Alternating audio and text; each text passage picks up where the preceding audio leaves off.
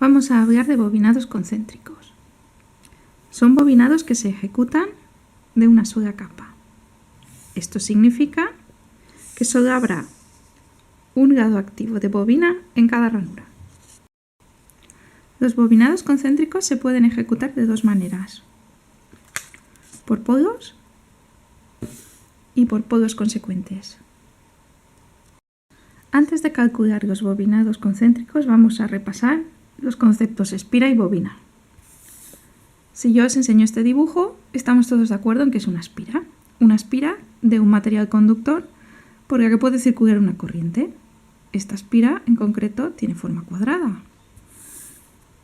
Esta espira es exactamente lo mismo, pero tiene forma redonda. Y si yo pongo muchas de esas espiras, lo que tengo es una bobina. Exactamente esto. Esto es una bobina. En esta bobina, como podéis ver, se aprecian las espiras, que son vueltas de higo esmaltado de cobre, y hay un principio y hay un final.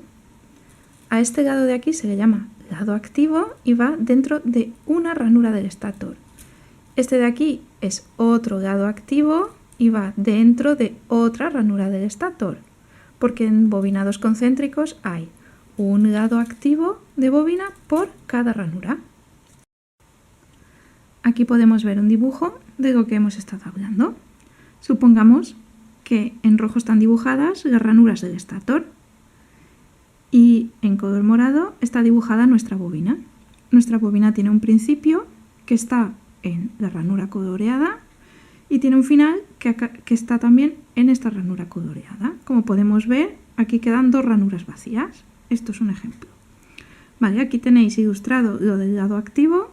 Este sería un lado activo dentro de una ranura y este sería el otro lado activo dentro de la otra ranura. Y aquí tenéis señalados los principios y el final de la bobina. La forma de representar esto en un bobinado es la siguiente.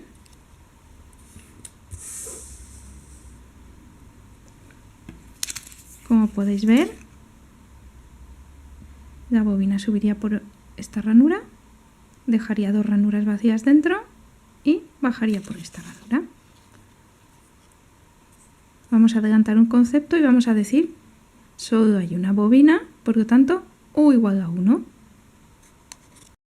Ahora vamos a ver un concepto muy importante que se llama amplitud y la representamos por la letra M. La amplitud es el número de ranuras vacías que se dejan dentro de un grupo de bobinas. Y aquí hay un ejemplo. Este ejemplo de aquí podemos ver una sola bobina, por lo tanto ya sabemos que U igual a 1, ¿vale?, con su principio y su final, y vemos que dentro hay 4 ranuras vacías que serán ocupadas por bobinas de otras fases. Esas 4 ranuras vacías son la amplitud de este bobinado, en concreto M igual a 4. Cuando un bobinado tiene grupos de más de una bobinas, las bobinas de un mismo grupo ocupan ranuras adyacentes. ¿Y esto qué significa? Esto significa que dentro de un mismo grupo hay que colocar una bobina al ladito de la otra. Aquí tenemos un ejemplo. Aquí podemos ver que es un grupo de 2 bobinas, por lo tanto U igual a 2. Aquí tenemos un principio y aquí tenemos un final.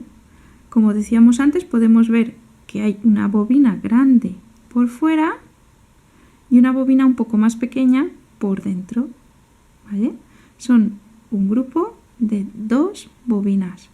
Dentro podemos ver 1, 2, 3, 4, 5, 6, 7 y 8 ranuras de amplitud. Por lo tanto, M igual a 8. Fijaos en este ejemplo.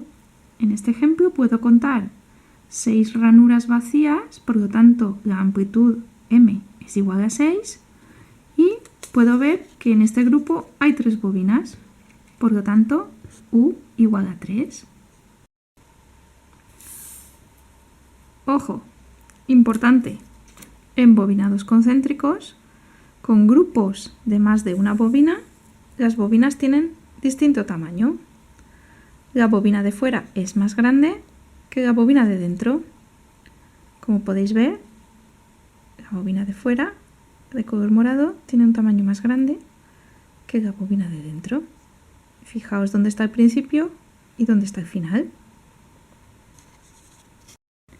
Que un devanado se calcule por polos o por polos consecuentes solo influye en algunos valores como el cálculo de la amplitud.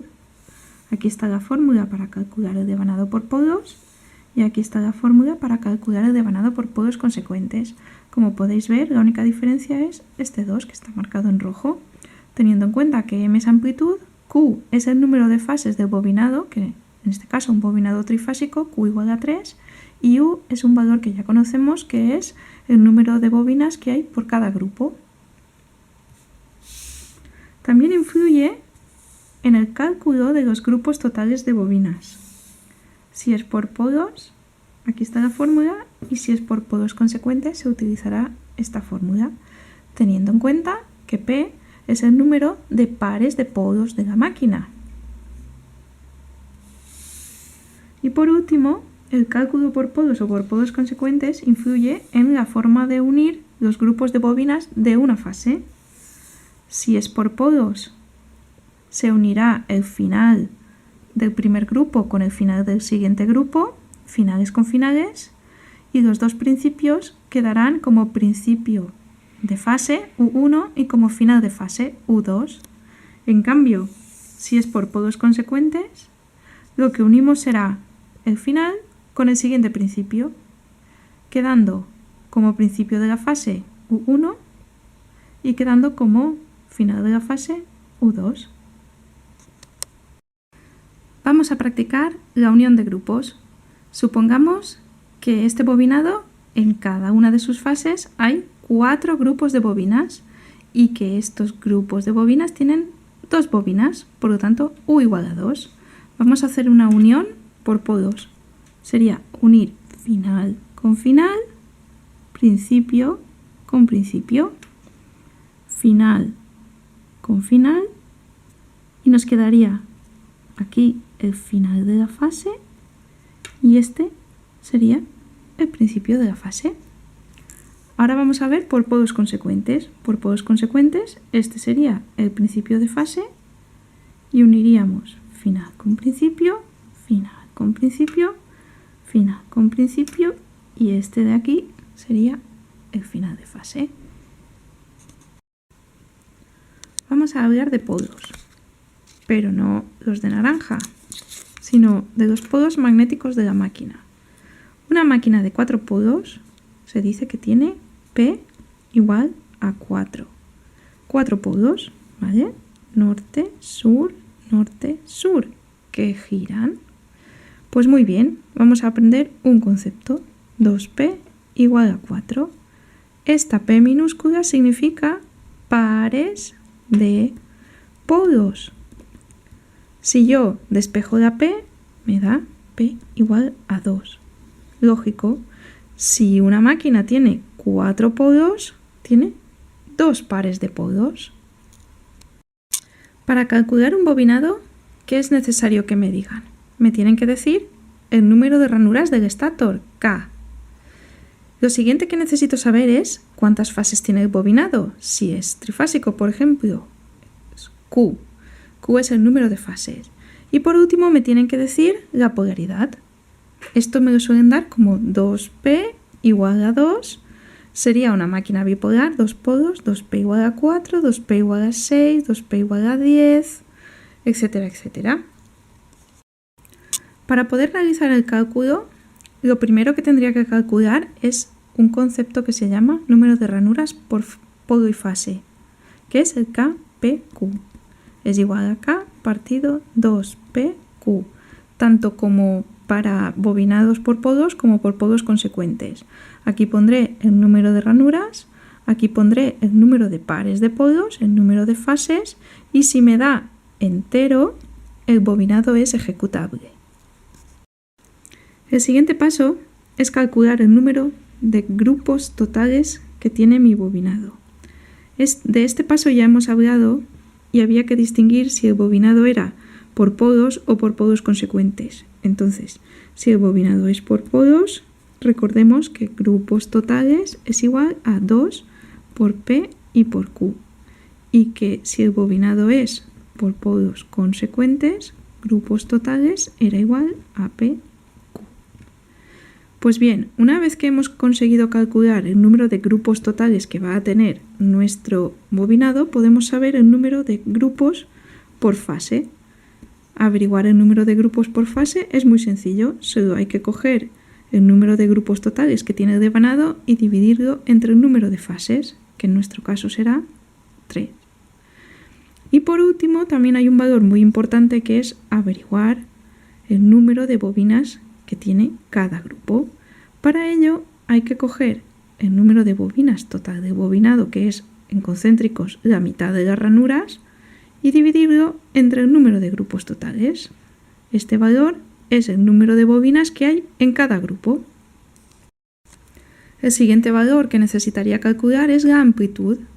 Recuerda que por podos la amplitud es igual a Q menos 1, todo ello multiplicado por 2U. Y que si calculo el devanado por podos consecuentes, la amplitud es igual a Q menos 1 por U. ¿Vale? Entonces, solo me faltaría un concepto, que es el paso de principios. A esto lo llamamos I de 120. Esto es K partido 3P. Y me va a decir dónde exactamente empieza cada fase del bobinado. Incluso me va a ayudar a colocar algún grupo más. Cuando sé el paso de principios, tengo que hacerme una tabla.